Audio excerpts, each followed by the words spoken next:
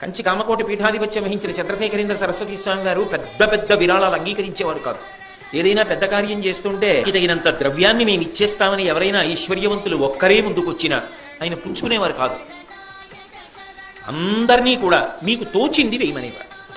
ఆఖరికి వేదసభ చేసి బ్రాహ్మణులకు సువర్ణ కుండలాలు ఇవ్వవలసి వస్తే ఎవరికి తోచింది వాళ్ళని వేయమంటే స్వామివారి యొక్క మీద నమ్మకంతో చెవిపోగులు తీసేశారు, గాజులు తీసేశారు, ఉంగరాలు తీసేశారు, వేసేశారు.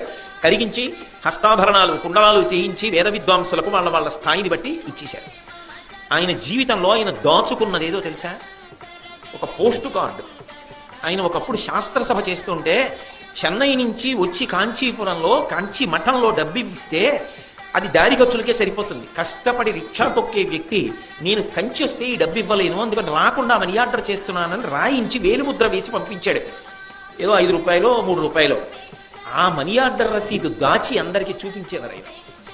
నన్ను నమ్మి ఒక చెమట పట్టిన వ్యక్తి పంపిన డబ్బు అని. అంతేగాని ఎవరో కోట్లు ఉన్నటువంటి వాళ్ళకు ఒక్కళ్ళకే ఇవ్వడం, అలాంటి వాళ్ళని లోపల గదుల్లో కూర్చోబెట్టి మాట్లాడడం అవి రావు మహాస్వామికి. అందరి ఉద్ధరణకు ఆయన హేతువయ్యారు. అది ఆయన గొప్పతనం.